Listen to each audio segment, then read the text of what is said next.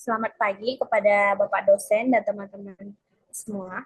Di sini kami dari kelompok 7 akan mempresentasikan materi kami yang mengenai diferensiasi produk.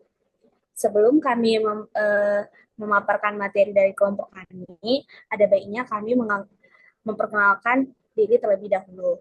Dimulai dari saya, perkenalkan nama saya Desi Maria Pinam dengan NIM akhir 060 absen 5. Perkenalkan, nama saya Ning Putu Chandra Purnama Asih dengan NIM akhir 125 serta absen 12. Perkenalkan, nama saya Putra Hayu Pratnya Wulandari dengan 3 digit NIM terakhir 145, absen 13. Adapun pokok pembahasan yang kami bawakan yaitu diferensiasi produk, jenis-jenis diferensiasi produk yang optimal secara sosial dalam persaingan monopolistik. Selanjutnya model karakteristik produk Lans Lancaster, model lokasi hoteling, dan model lokasi salon. Next, salon. Untuk materi yang pertama akan dibawakan oleh saya. Yang pertama yaitu diferensiasi produk, di mana seperti yang kita ketahui, sebagian besar pasar dicirikan oleh beberapa derajat diferensiasi produk. Tidak ada di mana tidak ada satu merek mobil bubuk sabun, hotel, kaos, atau sereal sarapan yang homogen. Diferensiasi produk dapat dilihat sebagai kemampuan produsen untuk menciptakan perbedaan atau dalam arti fisik atau psikologis antara barang-barang yang merupakan substitusi dekat sehingga konsumen tidak lagi menganggapnya identik atau hampir identik. Di mana tingkat diferensiasi produk ini disebut sebagai salah satu karakteristik penentu struktur pasar. Next.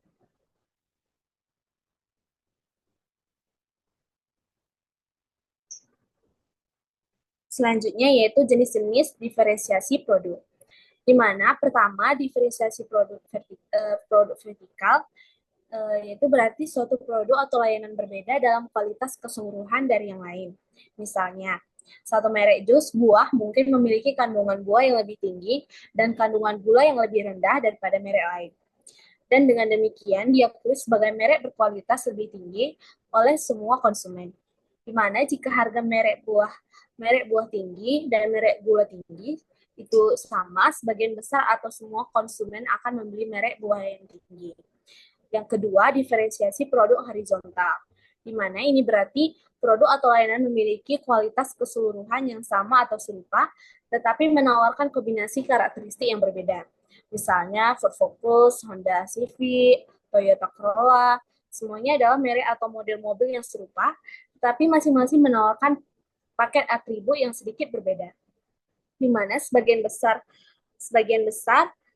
pengemudi mobil di kelas yang relevan akan dapat menyatakan preferensi yang mendukung salah satu merek atau model ini. Tetapi pengemudi yang berbeda mungkin akan menyatakan preferensi yang berbeda. Di mana ada sumber-sumber diferensiasi produk alami meliputi hal-hal berikut, di mana variasi geografis, teknologi baru, merek dan merek dagang, layanan tambahan, tingkat perubahan diferensiasi produk, selera dan preferensi konsumen. Di mana variasi yang pertama yaitu variasi geografis.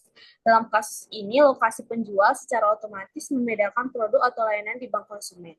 Di mana bahwa toko kelontong dan toko swalayan di luar kota menawarkan layanan yang bersaing yang dibedakan di benak konsumen berdasarkan lokasi atau bahkan seperti pilihan dan harga. Yang kedua adalah teknologi baru, di mana teknologi baru dapat digunakan untuk membedakan suatu produk, misalnya melalui penambahan fitur internet dan email ke telepon seluler, di mana Predator dan Gumble telah berhasil membedakan banyak produknya melalui pengenalan fitur teknologi yang baru. Selanjutnya yang ketiga yaitu merek dan merek dagang, di mana merek dagang adalah kata atau simbol yang digunakan untuk mengidentifikasi merek tertentu. Merek dan merek dagang telah digunakan di seluruh dunia sejarah perdagangan untuk membedakan produk yang serupa. Di dalam banyak kasus, perusahaan yang telah mengembangkan merek dagang juga akan memegang hak milik eksklusif untuk menggunakan merek dagang tersebut. Contohnya termasuk buaya, elang, atau bahwa pemain polo di atas kuda. Yang keempat, layanan tambahan, di mana layanan tambahan seringkali dapat digunakan untuk membedakan produk. Bahkan jika produk yang sama tersedia dari dua pemasok, kondisi seputar penjualan mungkin berbeda, di mana pemasok dapat membedakan produk mereka dengan menawarkan kredit yang lebih murah, waktu pengiriman yang lebih cepat, dan layanan penjual yang lebih komprehensif. Yang kelima, tingkat perubahan diferensiasi produk, di mana produk dengan masa pakai alami yang pendek dapat mengalami keusangan terencana, terutama dalam kasus di mana produk tersebut hanya menghabiskan sebagian kecil anggaran, sebagian besar konsumen. Konsumen mungkin terdorong untuk membeli model atau gaya baru dengan perubahan karakteristik yang dangkal. Yang terakhir yaitu selera dan preferensi konsumen, di mana konsumen sendiri memiliki atribut selera dan preferensi yang berbeda-beda, yang mengakibatkan karakteristik produk yang paling diinginkan, berbeda-beda dari satu konsumen ke konsumen lainnya. Di mana diferensiasi produk yang ditujukan untuk memenuhi berbagai keinginan ini seringkali bersifat horizontal. Sekian materi dari saya, selanjutnya akan dibawakan oleh teman saya. Terima kasih. Baik, untuk materi selanjutnya yaitu diferensiasi produk yang optimal secara sosial dalam persaingan monopolistik. Dixit dan Stiglitz pada tahun 1977 menjelaskan bahwa kondisi keseimbangan sebelumnya sudah masuknya perusahaan baru dalam pasar persaingan monopolistik, di mana pada tahap awal sebelum masuknya perusahaan baru, perusahaan yang telah ada memperoleh laba abnormal, di mana laba ini menarik perusahaan-perusahaan baru untuk masuk ke pasar. Kehadiran perusahaan baru tersebut menyebabkan permintaan terhadap produk dari masing-masing perusahaan menurun, yang berarti perusahaan tidak bisa lagi menjual produk sebanyak sebelumnya pada harga tertentu. Akibatnya, kurva permintaan atau rata-rata pendapatan bergeser ke kiri. Next. Untuk memahami implikasi diferensiasi produk terhadap kesejahteraan sosial, situasi awal diinterpretasikan sebagai kondisi ketika hanya ada satu perusahaan dalam industri, di mana dalam konteks ini perubahan menuju kondisi keseimbangan baru dapat dilihat sebagai peningkatan jumlah perusahaan dari satu menjadi sejumlah perusahaan baru, di mana setiap perusahaan hanya memperoleh laba normal. Untuk menentukan dampaknya terhadap kesejahteraan, analisis dilakukan terhadap perubahan dalam surplus produsen atau laba abnormal dan surplus konsumen seiring bertambahnya jumlah perusahaan dari satu menjadi sejumlah perusahaan yang lebih banyak. Next. Hubungan tersebut dapat dilihat pada gambar 2.1, di mana gambar persaingan monopolistik terlalu banyak diferensiasi produk, di mana sumbu horizontal itu menunjukkan jumlah perusahaan yang dilambangkan dengan N, dan sumbu horizontal vertikal itu menunjukkan surplus, yaitu manfaat ekonomi yang terbagi menjadi 3, yaitu surplus produsen, surplus konsumen, dan total surplus. Untuk fungsi di dalam kurung N menunjukkan hubungan antara N, yaitu jumlah perusahaan dalam industri, dan laba abnormal yang diperoleh oleh perusahaan representatif. Diasumsikan bahwa seiring dengan bertambahnya jumlah perusahaan, kurva pendapatan rata-rata dari perusahaan-perusahaan yang sudah ada akan bergeser ke kiri, sehingga laba abnormal mereka menurun secara bertahap, di mana pada titik keseimbangan setelah masuknya semua perusahaan, P dalam kurung N2 sama dengan 0 karena perusahaan-perusahaan hanya memperoleh laba abnormal. Kemudian fungsi PS dalam kurung N sama dengan N kali P dalam kurung N, di mana menunjukkan hubungan antara jumlah perusahaan dan total surplus produsen yang diperoleh seluruh perusahaan di industri. Dimulai dari N sama dengan 1, perusahaan kedua yang masuk akan memperoleh laba abnormal yang lebih besar dibandingkan dengan kerugian laba yang dialami oleh perusahaan pertama akibat masuknya pesaing. Oleh karena itu, total laba abnormal meningkat saat jumlah perusahaan naik dari N sama dengan 1 ke N2. Hal serupa terjadi untuk nilai N kecil lainnya. Maksudnya perusahaan-perusahaan baru masih memberikan kenaikan pada total laba abnormal, karena keuntungan masing-masing perusahaan baru masih melebihi kerugian yang ditanggung perusahaan yang sudah ada. Namun ketika jumlah perusahaan terus bertambah, total laba abnormal akan mulai menurun. Karena pada N sama dengan N2, laba abnormal per perusahaan adalah 0. Maka PS dalam kurung N2 sama dengan 0. Fungsi CS dalam kurung N menunjukkan hubungan antara jumlah perusahaan dan total surplus konsumen, di mana ketika hanya ada satu perusahaan, surplus konsumen sangat terbatas. Seiring bertambahnya jumlah perusahaan, kurva pendapatan rata-rata masing-masing perusahaan bergeser ke kiri, yang menyebabkan total surplus konsumen meningkat karena dua alasan. Yang pertama yaitu peningkatan jumlah perusahaan yang menyebabkan total output industri meningkat dan harga menurun. Yang kedua, semakin banyak variasi produk tersedia, maka konsumen memiliki peluang lebih besar untuk menemukan produk yang sesuai dengan preferensi mereka. Selanjutnya ada fungsi TS dalam kurung N sama dengan PS dalam kurung N ditambah CS dalam kurung N, di mana menggambarkan hubungan antara jumlah perusahaan dan total surplus sosial, yang merupakan penjumlahan vertikal dari surplus produsen dan surplus konsumen, di mana digambarkan melalui grafik gambar 2.1. Di mana total surplus TS dalam kurung N mencapai nilai maksimum pada jumlah perusahaan N sama dengan N bintang, yaitu lebih kecil dari N2. Artinya, dalam kondisi ini terdapat terlalu banyak diferensiasi produk pada keseimbangan akhir.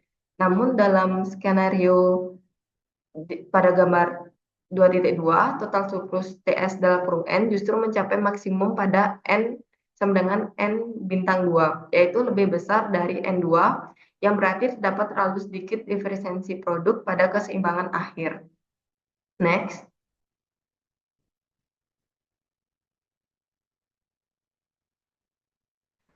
Kesimpulan utama dari analisis ini bahwa dalam model persaingan monopolistik, keseimbangan setelah masuknya semua perusahaan tidak secara otomatis memaksimalkan kesejahteraan sosial, di mana jumlah perusahaan pada titik keseimbangan ini ditentukan oleh keputusan masing perusahaan berdasarkan keuntungan pribadi yang diharapkan.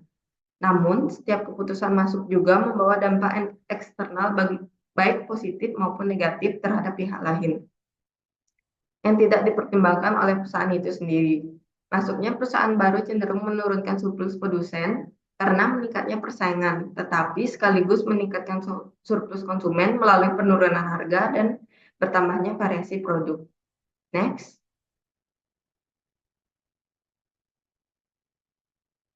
Selanjutnya ada model karakteristik produk Lancaster. Model karakteristik produk yang dikembangkan oleh Lancaster pada tahun 1966, di mana dalam model ini konsumen memperoleh utilitas bukan dari barang yang dikonsumsi, melainkan dari karakteristik yang terkandung dalam barang tersebut. Barang dipandang sebagai kumpulan karakteristik dan barang atau merek yang dibedakan adalah barang yang mengandung karakteristik yang sama dalam proporsi yang berbeda. Contohnya itu saat seseorang memilih mobil, yang dipertimbangkan itu bukan hanya mobilnya, melainkan fitur seperti keamanan, kenyamanan, desain, kapasitas tempat duduk, performa, hiburan di dalam mobil, dan sebagainya. Di mana hal yang sama berlaku untuk ponsel, di mana fitur seperti kamera, radio, navigasi, teks prediktif, dan lain-lain yang menjadi penentu pilihan. Dalam pasar yang penuh dengan banyak jenis produk, konsumen tidak mempertimbangkan semua pilihan yang ada, melainkan hanya memilih produk yang mendekati kombinasi karakteristik yang diinginkan. Next. Berikut merupakan model karakteristik Lancaster, di mana pada gambar di samping, seorang konsumen memperoleh utilitas dari konsumsi dua karakteristik, di mana sumbu horizontal menunjukkan karakteristik pertama dan sumbu vertikal menunjukkan karakteristik kedua. Kuantitas dari setiap karakteristik ditunjukkan di sepanjang sumbu diagram dan kurva indiferan konsumen.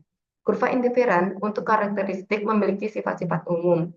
Lebih banyak karakteristik selalu lebih disukai daripada lebih sedikit karakteristik yang sama, dan kurva indiferan bersinggung dengan titik asal. Keempat sinar mewakili proporsi karakteristik 1 dan 2 yang tersedia dari merek A, B, C, dan D. Sebagai contoh, merek A menawarkan banyak karakteristik 1, tetapi sangat sedikit karakteristik 2, di mana merek D menawarkan kombinasi yang berlawanan, lebih banyak pada karakteristik 2 dan sedikit karakteristik 1. Kemudian merek B dan C menawarkan kombinasi yang lebih seimbang dari karakteristik 1 dan 2. Ketika harga merek C dan Maaf, ketika harga merek C meningkat dari P1 menjadi P2, daya beli konsumen terhadap karakteristik merek C menurun, sehingga konsumen hanya mampu mencapai titik C2. Dalam situasi ini, jika memungkinkan untuk memperoleh campuran karakteristik yang diinginkan melalui konsumsi kombinasi antara merek B dan D, maka titik C2 dapat dicapai melalui konsumsi gabungan tersebut, yang berada di sepanjang lengkungan B1, D1. Oleh karena itu, konsumen mungkin akan membagi anggarannya antara merek B dan D sebagai alternatif atas kenaikan harga C. Jika harga merek C meningkat melampaui P2, maka konsumen akan lebih memilih konsumsi gabungan merek B dan D, di mana tetap mengonsumsi merek C secara tunggal. Pada titik ini, konsumen tersebut secara efektif tereliminasi dari pasar untuk merek C. Bisa di next.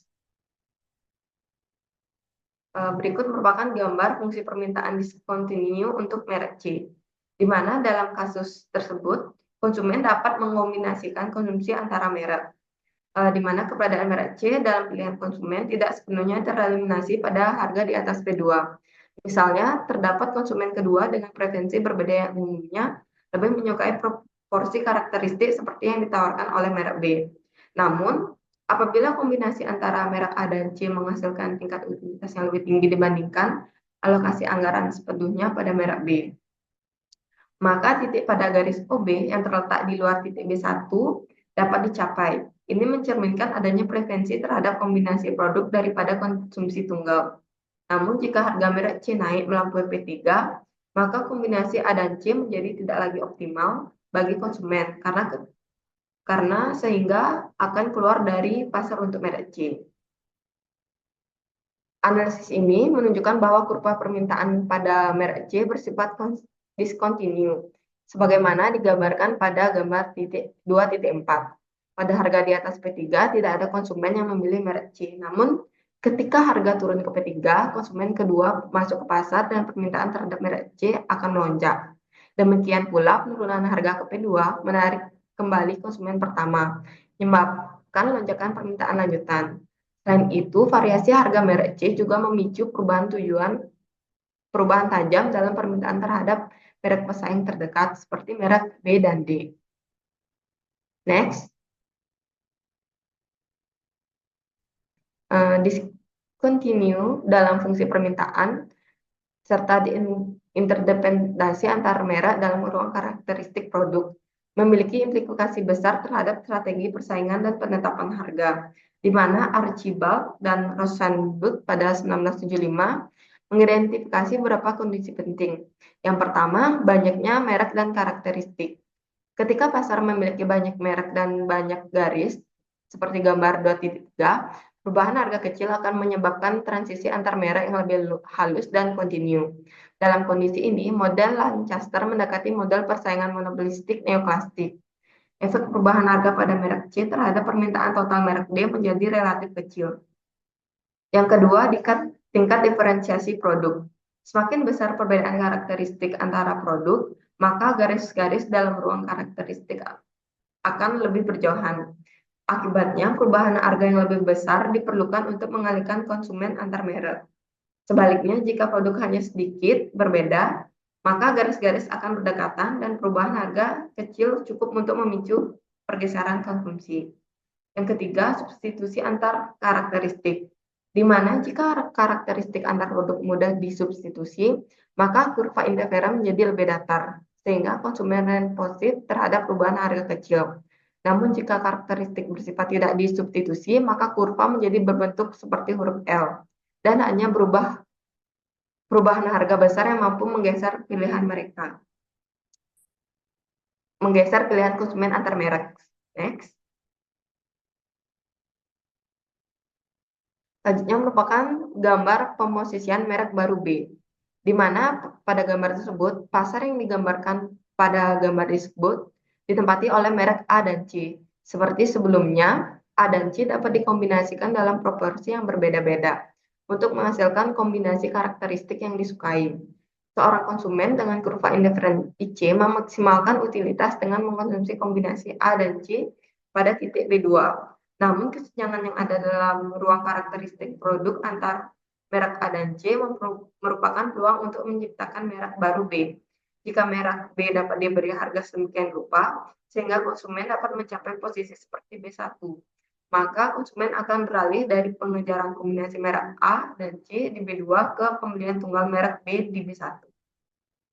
Baik, sekian pemaparan materi dari saya, akan dilanjutkan oleh teman saya.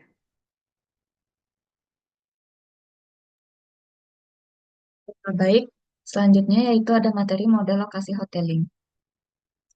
Hoteling pada tahun 1929 mengembangkan sebuah model persaingan di mana lokasi geografis merupakan karakteristik yang membedakan produk satu pemasok dengan pemasok lainnya, yang di mana produknya sendiri itu identik, tetapi jika semua perusahaan mengenakan harga yang sama, maka semua konsumen akan lebih memilih untuk membeli dari pemasok terdekat.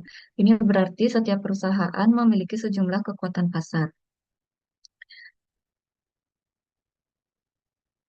Dalam kasus sereal sarapan, dapat dibayangkan bahwa merek-merek yang berbeda terletak di lokasi yang berbeda pada bidang dua dimensi, seperti pada gambar 2.6, yakni ruang karakteristik produk untuk sarapan sereal, yang dimana dimensi horizontal mengukur satu karakteristik seperti tingkat kerenyahan, dan dimensi vertikal mengukur karakteristik lain, yaitu tingkat kesegaran.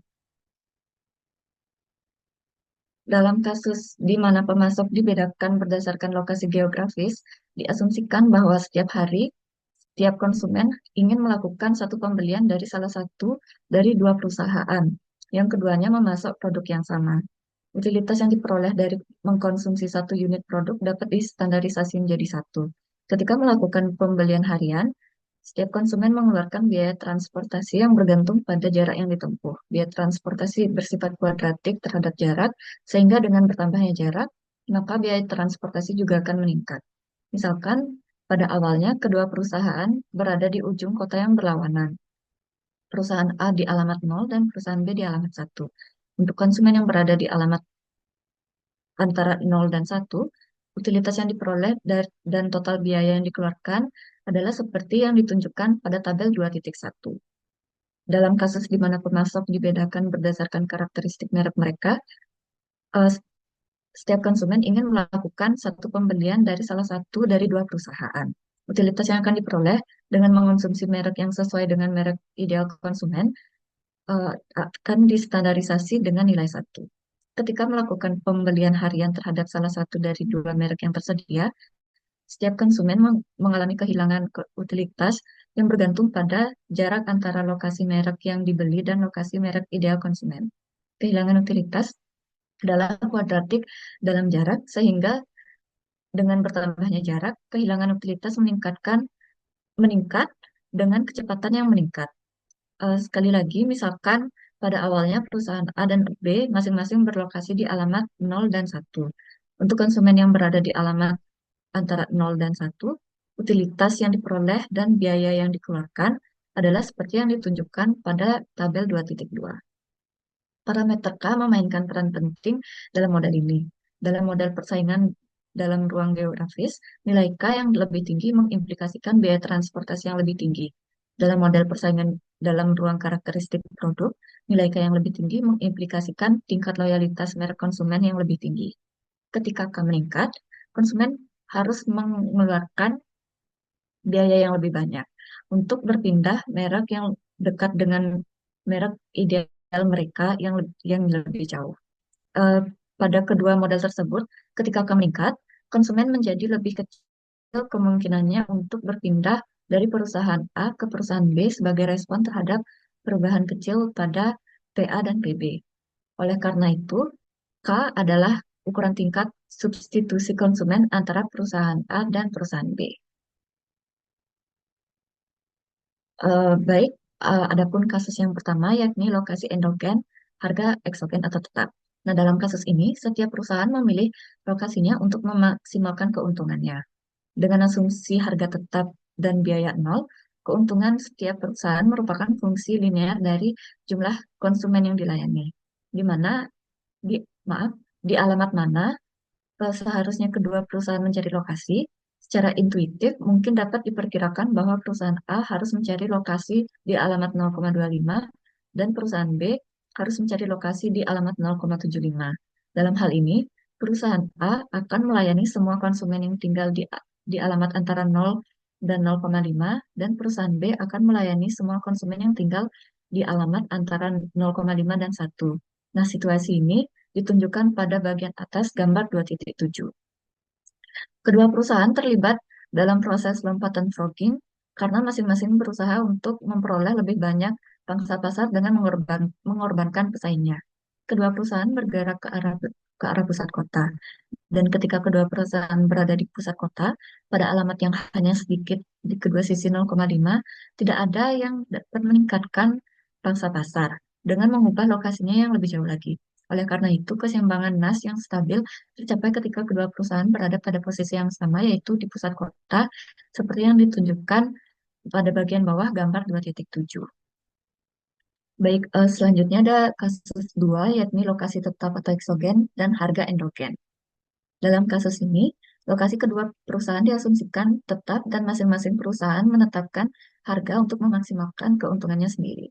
Diasumsikan bahwa kedua perusahaan tersebut berada di ujung yang berlawanan dari spektrum alamat dengan perusahaan A di alamat 0 dan perusahaan B di alamat 1. Ada dua model penentuan harga yang diteliti, yakni yang pertama model kolusif dan model non-kolusi. Baik, yang pertama model kolusif atau memaksimalisasi keuntungan bersama. Eh, Dalam model kolusif ini, harga monopoli selalu sama untuk kedua perusahaan. Ketika PA sama dengan PB, konsumen yang berada di alamat 0,5 tidak peduli antara membeli dari perusahaan manapun. Harga di mana konsumen ini tidak peduli antara membeli dan menarik diri dari pasar dilambangkan dengan P bar, maaf, P tilde, dan didefinisikan sebagai berikut, yaitu P tilde ditambah KD kuadrat sama dengan P tilde ditambah K dikali 1 kurang D kuadrat sama dengan 1. Dengan mengganti D sama dengan setengah ke dalam ekspresi ini, maka dengan mudah dapat ditunjukkan P tilde sama dengan 1 dikurang K per 4. Ketika K kecil, biaya transportasi atau loyalitas merek rendah dan tingkat pergantian atau kecenderungan konsumen untuk berpindah pemasok tinggi. Ketika K kecil, P tilde menjadi harga gabungan yang memaksimalkan laba atau harga monopoli. Namun ketika K besar, biaya transportasi menjadi tinggi dan tingkat substitusi konsumen untuk berpindah pemasok menjadi rendah. Dan ketika K besar, maka akan menguntungkan bagi kedua perusahaan untuk menetapkan harga bersama yang lebih tinggi dari P tilde.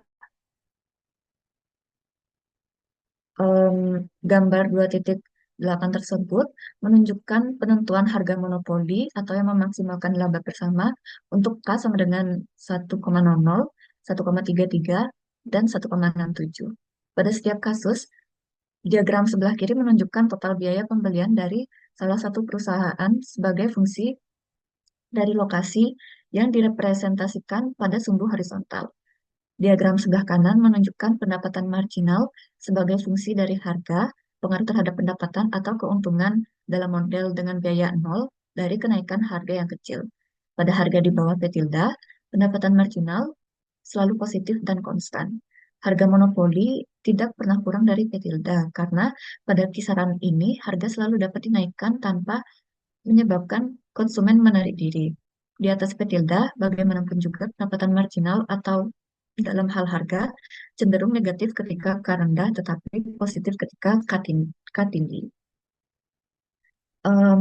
Ketika K sama dengan 1, PM sama dengan P tilde sama dengan 0,75, efek marginal terhadap pendapatan atau laba dari kenaikan harga lebih lanjut adalah negatif, sehingga kenaikan harga lebih lanjut tidak akan menguntungkan. Lalu ketika K sama dengan 1,33, PM sama dengan P tilde sama dengan 0,67, di mana efek marginal terhadap pendapatan atau laba dari kenaikan harga lebih lanjut sama dengan 0. Maka kenaikan harga lebih lanjut tidak akan menguntungkan. Ketika K sama dengan 1,67, P tilde sama dengan 0,6, dalam hal ini efek marginal terhadap pendapatan atau laba dari kenaikan harga lebih lanjut adalah positif, sehingga harga harus dinaikkan melebihi P tilde. Maksimalisasi laba gabungan terjadi pada PM sama dengan 0,67, di mana efek marginal ini sama dengan 0. Baik, selanjutnya ada modal non-kolusi, keseimbangan Bertrand atau NAS. Kurva isoprofit dan fungsi reaksi untuk perusahaan A dan B dapat digunakan untuk mencari keseimbangan Bertrand dalam model non-kolusi. Kurva isoprofit dan fungsi reaksi diturunkan untuk model duopoli dengan penyesuaian kuantitas, di mana dua perusahaan mengambil keputusan untuk memaksimalkan keuntungan pada tingkat output mereka dengan kuantitas yang ditunjukkan pada sumbu horizontal dan vertikal. Dalam kasus ini, kurva isoprofit dan fungsi reaksi diperlukan untuk modal penyesuaian harga dengan harga dan bukan kuantitas yang ditunjukkan pada sumbu horizontal dan vertikal. Diasumsikan pada awalnya kedua perusahaan beroperasi pada harga yang cukup rendah sehingga tidak ada eh, konsumen yang keluar dari pasar. Semua konsumen bersedia membeli dari setidaknya salah satu dari dua perusahaan tersebut. Nah, gambar 2.9 ini memperlihatkan pergeseran-pergeseran berikut ini. Yang pertama, kedua perusahaan pada awalnya menetapkan harga yang sama dan berada di titik F pada gambar 2.9. A memutuskan untuk menaikkan harganya yang diwakili oleh pergeseran F ke G. Lalu yang kedua, A pada awalnya mengenakan harga yang lebih tinggi daripada B, dan kedua perusahaan berada di titik X pada gambar 2.9. A memutuskan untuk menaikkan harganya yang ditunjukkan dengan pergeseran X ke Y. Lalu gambar 2.10 ini menunjukkan sketsa bentuk umum RFA. RFA melandai ke atas antara titik M dan titik N, melandai ke belakang di antara titik N dan R, dan vertikal di antara titik R dan S. Logikanya didasarkan pada analisis pengaruh kenaikan kecil PB terhadap nilai PA yang memaksimumkan laba di berbagai wilayah seperti pada gambar 2.10. Eh, garis di antara M dan N, PB relatif rendah dan B menguasai sebagian besar pasar. Ketika PB meningkat dari titik M, konsumen marginal yang paling banyak hilang oleh B yang berada di dekat A. Konsumen ini memilih untuk lebih beralih ke A daripada keluar dari pasar sama sekali sehingga permintaan A meningkat. Lalu garis di antara N dan R, PB lebih tinggi dari sebelumnya. Ketika PB meningkat dari titik N, konsumen marginal yang hilang oleh B berada lebih jauh dari A daripada sebelumnya. Selain itu, PA juga lebih tinggi dari sebelumnya. Oleh karena itu, konsumen yang hilang oleh B lebih memilih untuk keluar dari pasar daripada beralih ke A. Lalu pada akhirnya antara R dan S, PB itu lebih tinggi lagi.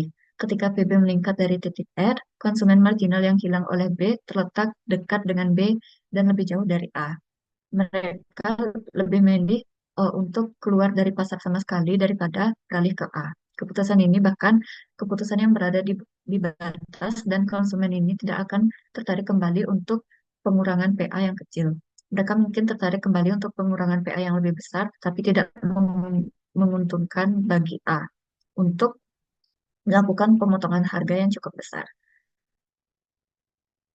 Lalu, gambar 2.11 itu menunjukkan penentuan harga keseimbangan Bertrand atau NAS untuk K sama dengan 0,33, 0,67, 1, 1,33, dan 1,67. Dalam setiap kasus, diagram di sebelah kiri menunjukkan perpotongan fungsi reaksi kedua perusahaan dan membandingkan harga keseimbangan Bertrand yang disebut PN dengan harga monopoli yang disebut PM. Diagram di sebelah kanan menunjukkan total biaya membeli dari kedua perusahaan sebagai fungsi lokasi pada sumbu horizontal, ketika harga jual adalah PN atau PM. Seperti sebelumnya, solusi yang tepat bergantung pada K atau tingkat substitusi konsumen antara perusahaan A dan B. Yang pertama, K kecil, tingkat substitusi tinggi dan persaingan intens, yang dimana nilai K kecil itu yakni 0,33 dan 0,67 menggambarkan tingkat substitusi yang tinggi antara perusahaan A dan B.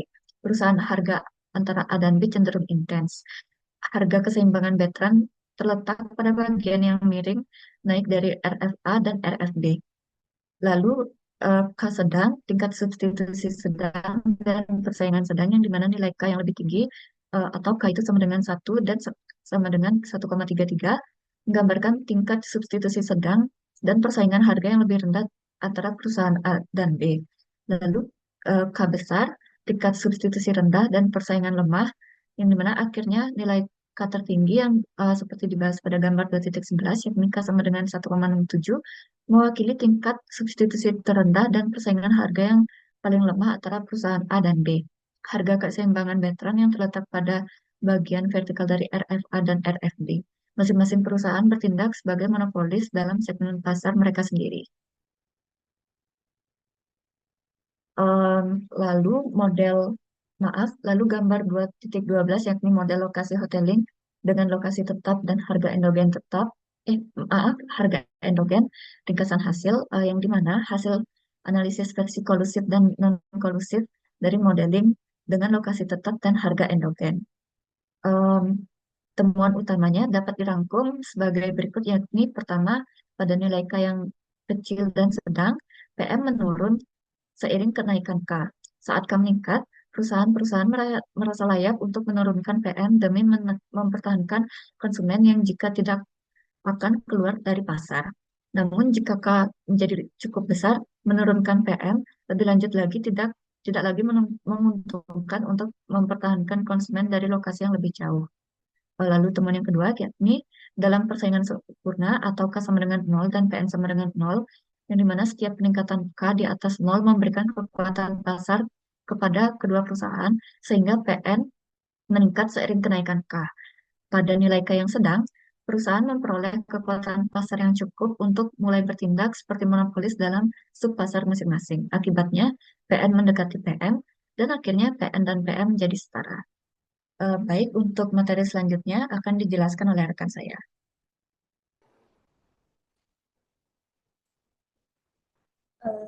Baik, untuk materi selanjutnya yaitu mengenai model lokasi salop. Di mana model lokasi salop ini pada tahun 1979 mengembangkan versi modifikasi dari model hoteling, di mana perusahaan dan konsumen ditempatkan mengelilingi sebuah lingkaran. Berbeda dengan model hoteling, di mana perusahaan dan konsumen berada pada garis lurus dengan dua titik ujung. Dalam model salop, terdapat keseimbangan dalam kasus di mana lokasi dan harga bersifat endogen. Kehadiran dua titik ujung menjelaskan mengapa tidak ada solusi keseimbangan dalam model hoteling, di mana sebaliknya kenyataan bahwa lingkaran tidak memiliki titik ujung menjelaskan adanya keseimbangan dalam model salop.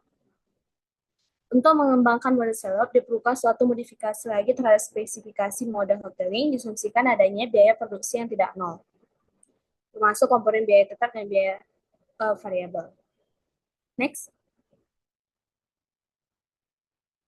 Selanjutnya itu adapun model lokasi salop dengan tiga perusahaan dengan asumsi bahwa konsumen tersebar secara merata di sepanjang keliling lingkaran. Dalam model salop, setiap perusahaan ingin menempatkan diri sejauh mungkin dari pesaing terdekatnya. Artinya selalu optimal bagi perusahaan-perusahaan untuk menyebar seluas mungkin dengan menempati titik-titik yang berjarak sama dengan sekeliling-keliling. Jika panjang keliling distandarkan menjadi 1 dan jumlah perusahaan adalah N, maka jarak optimal antara masing-masing perusahaan adalah 1/N. Di mana gambar pada 2.12 menggambarkan versi 3 perusahaan dari model salop, di mana jarak optimal antar perusahaan adalah sebanyak 1/3. Next. Selanjutnya, adapun model lokasi salop di mana dampak perubahan harga perusahaan A dengan 3 perusahaan. Dan gambar model lokasi salop dan fungsi permintaan perusahaan pada perusahaan A. Di mana pada gambar 2.14 dan 2.15 ini mengkaji hubungan antara keputusan penetapan harga perusahaan A dan permintaan dengan asumsi bahwa perusahaan B dan C sama-sama mengenakan harga. Dalam gambar 2.14, lingkaran digambarkan ulang sebagai garis lurus atau tanpa titik ujung. Misalkan awalnya perusahaan A juga menetapkan P1 sama P1, tetapi A sedang mempertimbangkan untuk menurunkan harga menjadi P2 atau menaikkan menjadi P3. Pada gambar 2.14 dan 2.15 ini juga menunjukkan bahwa laju kehilangan konsumen oleh perusahaan A akibat menaikkan harga dan wilayah monopoli melebihi laju perolehan konsumen ketika menurunkan harga dalam wilayah persaingan. Akibatnya, fungsi permintaan perusahaan A memiliki titik belok atau king yang terletak pada harga P1. Baik, sekian pemaparan materi dari kelompok kami. Kami tutup dengan selamat pagi, terima kasih.